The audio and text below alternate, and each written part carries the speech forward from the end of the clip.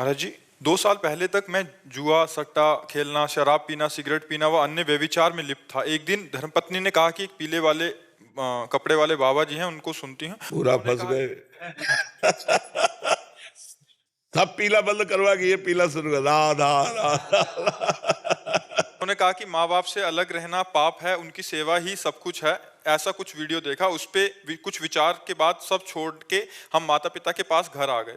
आपकी आज्ञा अनुसार छवि रूप में श्री जी विराजमान की और मैंने जुआ, शराब, मांस सब छूट गया महाराज जी। पर मैं एक सिगरेट नहीं छोड़ पा रहा महाराज जी। कितनी पीते हो? किसका है?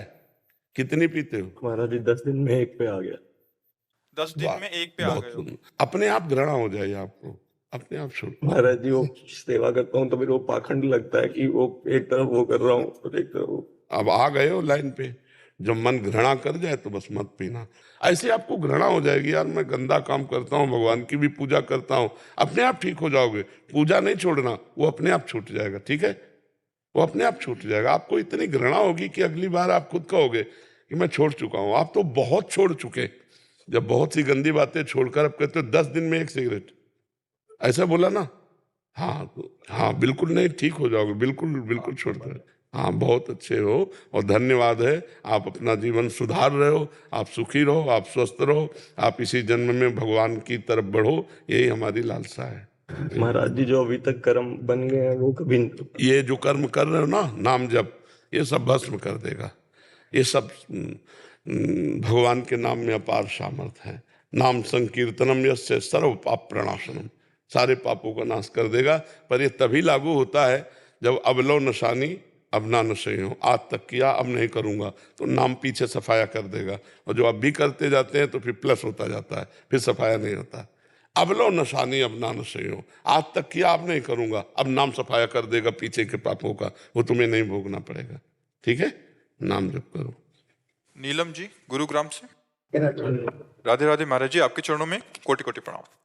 महाराज जी, क्या कोई सूचक है कि जो जब हम कर रहे हैं वो पर्याप्त है या हमें और ज्यादा करना पड़ेगा तभी हमारे कर्मों का भुगतान होगा?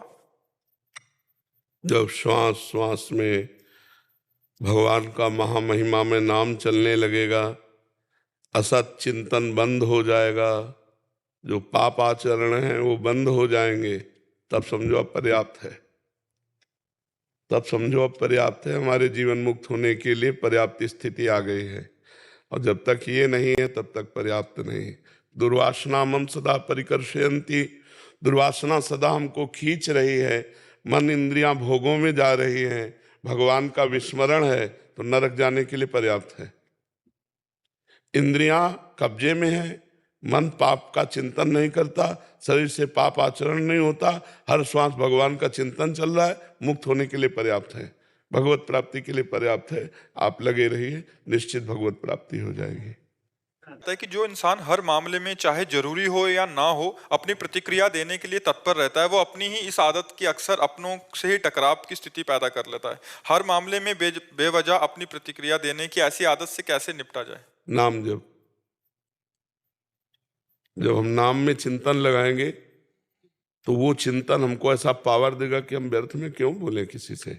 आपसे कोई बात करना चाहेगा तो भी आप बात करने में खुश नहीं रहेंगे। कोई बात करने आ रहा है तो आपको लगेगा क्या बहाना मारूं जिससे इससे बात ना करना पड़े, क्योंकि हमारा नाम छूट जाएगा। और नाम आपको परम गति प्रदान करेगा, परम आनंद प्रदान करेगा। और फिर ऐसा होगा कि जब आप कोई प्रतिक्रिया देंगे नाम से तो सामने वाले को अच्छा लगेगा, क्योंकि आपके अंदर आध्यात्मिक पावर है।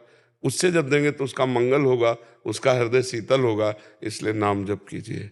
नाम जप से ही परमानंद की अनुभूति होती है।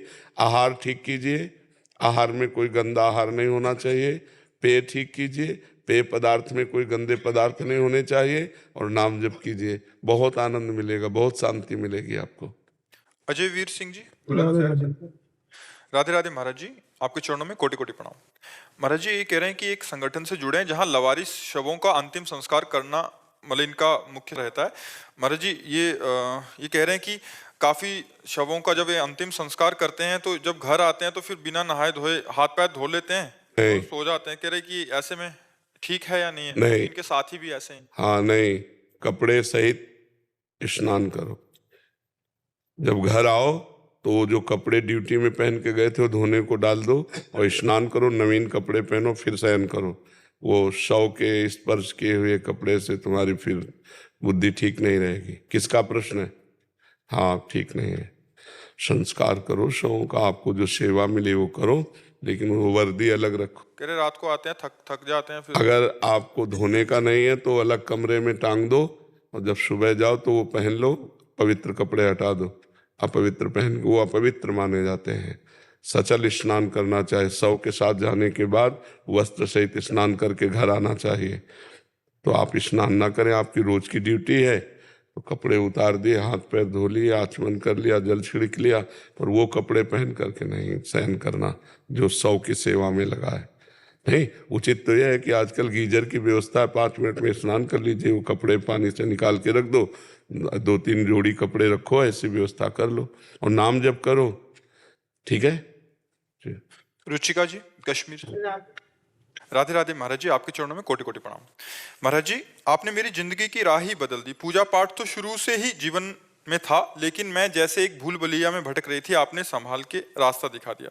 महाराज जी, मेरा एक प्रश्न है कि प्रभु आखिरी वक्त हो तो जिह्वा पर राम नाम और ध्यान में आप, तो क्या मोक्ष मिलेगा या संत जन्म? आपने कहा था कि एक संत को हिरण में आसक्ति हो गई तो हिरण का जन्म मिला। तो हिरण भगवत विमुख जीव है, संत भगवान स्वयं कह रहे हैं। 7वीं भक्ति सबरी जिसे कह रहे हैं, सातों सम मोहि मैं जग देखा, मोते अधिक संत कर लेखा। भगवान कह रहे मेरे से अधिक संत के प्रतिभाव रखे, भगवान से बढ़ करके। तो जब भगवान से बढ़कर के संत हैं, गुरुदेव हैं, और उनका ध्यान कर रहे हैं, तो भगवान की प्राप्ति होगी। संत, भक्त, भगवान, भक्ति, ये कहने को चाह रहे हैं, एक हैं। भक्ति, भक्त, भगवंत, गुरु, चतुर नाम बपु एक, इनके पद बंधन किए नासत विघ्न अनेक। भगवान का ध्यान करते हुए शरीर छोड़ना और भगवान के भक्त का ध्यान करते हुए शरीर छोड़ना, इसमें बहुत लाभ है। भगवान उसके अधीन हो जाएंगे जो भगवान के भक्त का ध्यान करते हुए शरीर छोड़ रहा है। भगवान सबसे पहले उद्धार करते हैं उसका जो भगवान के भक्त का चरण पकड़े होता है। इसीलिए दास दासोहम, ये बहुत बड़ा सूत्र है। देखो, गजेंद्र भगवान का भक्त है और ग्राह ने गजेंद्र के चरण पकड़े हैं, तो उद्धार सबसे पहले किसका हुआ? ग्राह का। भगवान ने सुदर्शन जी के स्पर्श से पहले ग्राह को भगवत स्वरूप प्रदान किया, फिर हाथ से पकड़कर गजेंद्र को बाहर निकाला। जो भक्त का चरण पकड़ता है सबसे पहले उसका उद्धार होता है। तो इसमें कोई संशय थोड़ी कि मुख में नाम है और ध्यान में गुरु मूर्ति है तो भगवान की प्राप्ति। तो गुरु ही भगवान है, भगवान ही गुरु, अभेद तत्व है। गुरु और ईश्वर अभेद तत्व है जी। अनुराग सिंह जी काशी से। महाराज जी, आपके चरणों में कोटि कोटि दंडवत प्रणाम। महाराज जी, आपने साधक के लिए सेवा, सुमिरन व स्वाध्याय का मंत्र दिया है। स्वाध्याय में अपने गीता जी, रामचरितमानस, भागवत जी आदि ग्रंथों के अध्ययन पर बल दिया है, जबकि मेरा मन नाम जप में 84 जी के, राधा सुधानिधि जी, सेवक वाणी आदि रसोपासना के पदों में, जिसमें वो सार्वजनिक उपदेश है। आप जो है ये वृंदावन रस की तरफ मुड़ रहे हैं। सार्वजनिक उपदेश में जैसे रामायण है, गीता है, महाभारत है, भागवत है, इन ग्रंथों का सार्वजनिक। और जब हम रस की तरफ आते हैं तो 84 जी है, सुधानिधि है, 42 लीला है, नाम जप है, ठाकुर जी को विराजमान करके सेवा करना है, ये मार्ग है। ये प्रेम लक्षणा भक्ति का मार्ग है, वो साधारण भक्ति का मार्ग है, सर्वसामान्य भक्ति का मार्ग है, ये उसके आगे का विषय है। तो भगवान की बड़ी कृपा है जो आपको 84 जी के पाठ में रुचि है, जो आपको श्यामा श्याम की सेवा भावना में, उनके नाम में रुचि, आप इसी में चलिए जी। सागर कसेरा जी इंदौर से। राधे राधे महाराज जी। महाराज जी, आत्मा का स्वरूप तो सत्य, चैतन्य और आनंद में कहा गया है, परंतु जब वह संसार में आती है तो वो उसे अपने सत्य स्वरूप का विस्मय क्यों हो जाता है? यदि आत्मा स्वयं चैतन्य स्वरूप, वो आप ही है ना, विस्मरण करने वाले की कोई और है? वह तत्त्वम् असि, वेद कहता है। जिसे आप वह कह के संबोधन करते हैं, वह तो तत्त्वम् असि, वो आप ही है। तो आप अपने भूल को संभाल लीजिए। जो आप अपनी भूल कर रहे हैं उसको संभाल लीजिए, तो आप जीवन मुक्त हो जाएंगे। आपको ही जीवन मुक्त होना है, आप ही बंधन हो। मन जो विषयों का चिंतन करता है और आप मन में तदात्म है, यही बंधन का कारण है। मन भगवत चिंतन करे और आप मन के दृष्टा बन जाए, यह जीवन मुक्त अवस्था है। आपने ही बंधन स्वीकार किया है तो आपको ही मोक्ष प्राप्त होगा।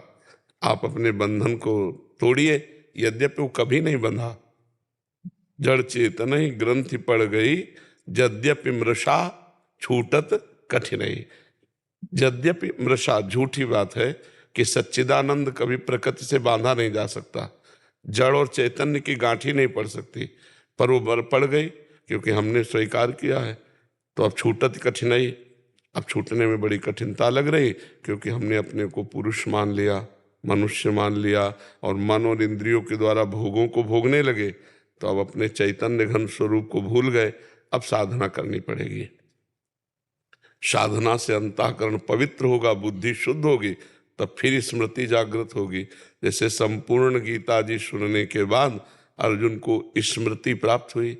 नष्टो मोहा स्मृतिर्लब्ध्वा त्वत्प्रसादान मयाच्युतः। हे अच्युत, आपके कृपा प्रसाद से मोह का नाश हो गया और स्मृति जागृत हो गई।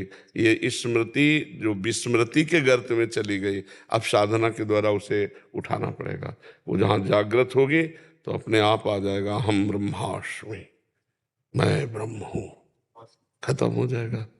तो इसे हमने भूल की है, हम ही को मिटाना है इस भूल को। और सुंदर, मैं एक छोटी सी चीज कहना चाहता हूँ। जैसे जीवन तो मुक्तानंद के लिए है, लेकिन हम संबंधों से जुड़े हैं, तो संबंध में भी मायाकृत संबंध है क्या? स्वप्न में आप एक बादशाह बने, लाखों करोड़ों की प्रजा हुई, रानी हुई, महल हुए, जगे तब उत्तर दीजिए, झूठा था ना सब? उमा कहूँ मैं अनुभव अपना, सत हरि भजन जगत सब सपना। मान रहे ना? ये झूठे संबंधों की अध्यात्म में महत्ता नहीं है। अध्यात्म में महत्ता नहीं, व्यवहार में महत्ता है। तो ज्ञानी पुरुष भी व्यवहार को सम्यक रूप से निभाता है, लेकिन सत्य मानकर नहीं, स्वांग मानकर। तुम किसी के पति हो तो पति का स्वांग कर रहे, किसी के पुत्र हो तो पुत्र का स्वांग कर रहे, लेकिन तुम्हें पता है ना मैं पति हूं ना मैं पुत्र हूं, मैं आत्मस्वरूप निर्विकार सच्चिदानंद हूं। जब ये स्थिति रहती है तो उसे जीवन मुक्त महापुरुष कहते हैं। ठीक है। अनुज दिल्ली से। शेरवंश गुरुदेव। महाराज जी, आपके चरणों में कोटि नमन। गुरुदेव, रोज आपका सत्संग और एकांतिक वार्तालाप सुनता हूं, जिसे सुनकर ये 5 बातें आजीवन के लिए गांठ बांध ली हैं। मांस ना खाना, मदिरा सेवन ना करना, पराई स्त्री के प्रति कुविचार नहीं रखना, राधा नाम जप करना, कर्म समर्पण योग। महाराज जी, मेरा प्रश्न यह है कि गृहस्थ में रहते हुए अपनी रोज की दिनचर्या में क्या ऐसी और कोई खास बात भी है जिसे हमें विशेष ध्यान रख? बस ये 2 खास बातें हैं, कर्म समर्पण और नाम जप। वो तो निषेध है। निषेध को एक बार निषेध कर दिया, उसका चिंतन तो करना नहीं है। चिंतनीय विषय है कि जो हमें कर्म समर्पण करना है उसमें गंदगी न मिलने पावे। जैसे हम ठाकुर जी के लिए रसोई बनाते हैं तो अच्छी व्यवस्था करते हैं कि भाई छूना नहीं ठाकुर जी के लिए, ऐसे ही हम हर कर्म ठाकुर जी को समर्पित करेंगे तो प्रतिकूलस्य विसर्जनम, भगवान की आज्ञा के प्रतिकूल कोई कर्म नहीं होना चाहिए। अनुकूल कर्म हो, पवित्र कर्म हो, भागवदर्थ कर्म हो, और उनको हम भगवत समर्पित करें।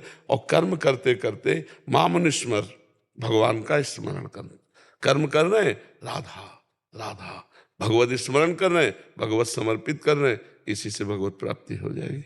गृहस्थ में रहते हुए भी इसी में शुद्ध वैराग्य, शुद्ध ज्ञान, शुद्ध भक्ति जो आकांक्षा करोगे वही जागृत हो जाएगी। जब नाम रूपी धन एकत्रित हो जाएगा तो माला माल हो जाए। खूब नाम जप करो और पवित्र कर्म भगवान को समर्पित करो। ये तो सर्वाणि कर्माणि मयि सन्न्यस्य मत्परा, जो सारे कर्म मेरे को समर्पित कर देता है, ये तो सर्वाणि कर्माणि मयि सन्न्यस्य मत्पराः, मेरे परायण होकर अपने सारे कर्म मेरे को अर्पित कर देता है, उसका उद्धार मैं करता हूँ। तेषाम् अहं समुद्धरता मृत्यु संसार सागरात्। खूब अच्छे से चलो। त्रिविक्रम जी उड़ीसा से। जी। राधे राधे महाराज जी। महाराज जी, मैं आपका सत्संग नियमित रूप से सुन रहा हूँ, नाम जप भी करता हूँ। स्वरूप का ज्ञान होने से भी मैं इसी बोध को व्यवहार में पूर्ण रूप से नहीं ला पा रहा हूँ। वो व्यवहार लायक ही नहीं है। परमार्थ का जो स्वरूप है वो तो केवल अपने अनुभव का है। व्यवहार लायक तो देह है, देह से व्यवहार करो। देह से जो व्यवहार हो रहा है उसको अपने में मत मिलाओ। भाई यही तो स्वरूप बोध है। मान लो देह का खाना पीना उठना बैठना भोगना, नाना प्रकार के व्यवहारों में जाना, पति पुत्र परिवार संबंधों में रहना, बिल्कुल संसारी पुरुष जैसे देह से व्यवहार हो रहा है, लेकिन आप बिल्कुल अलग हैं, अंदर से बिल्कुल अलग है। ये मेरे द्वारा नहीं हो रहा, प्रकृति के गुणों के द्वारा ही गुणों का बर्ताव हो रहा है। शांत एकदम, उसे व्यवहार में नहीं लाया जाता। वो तो परमार्थ है। वो अनुभव गम में भजे जे संता, वो तो अनुभव का विषय है। बस जान लिया मैं कौन हूं, व्यवहार वैसे ही कर रहे हैं। शिष्य बनकर गुरु के आगे, बेटा बनकर माता पिता के आगे, पति बनकर पत्नी के आगे, पिता बनकर पुत्रों के आगे, समाज में वैसे व्यवहार। अब मान लो आप कोई पदाधिकारी हो तो आपको वैसे व्यवहार करना पड़ेगा, लेकिन आप अपने स्वरूप में स्थित है। सब आत्म स्वरूप है। ज्ञानी ऐसे व्यवहार करता है जैसे अपने शरीर में हम सब प्रियता का व्यवहार करते हैं और भेद का भी व्यवहार करते हैं। गाल छू जाए तो हाथ नहीं धोते, लेकिन गुदा छू जाए तो हाथ धोते हैं। अपनी ही तो गुदा है ना। तो ऐसे ही व्यवहार, अगर जहां हमें फोड़ा हो गया तो अपना ऑपरेशन भी करवाते हैं। तो ऐसे ही अगर कोई दुष्ट पुरुष है तो उसका ऑपरेशन भी जरूरी, दंड विधान के द्वारा। वो व्यवहार में बिल्कुल सम्यक संसारी पुरुष जैसा रहता है, लेकिन ज्ञान में उस स्वरूप में रहता है। स्वरूप कभी व्यवहार में नहीं उतारा जाता। स्वरूप अंदर अनुभव का विषय है।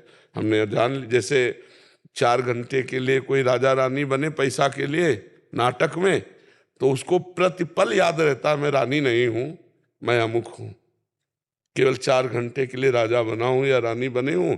ऐसे ही ज्ञानी को प्रतिपल ये बोध रहता है मैं शरीर नहीं हूं, मैं किसी का पुत्र पिता पत्नी ये जितने संबंध है मैं नहीं हूं, ये मायाकृत है और मैं दृष्टा हूं, मैं इनका साक्षी हूं। समझ पा रहे आप?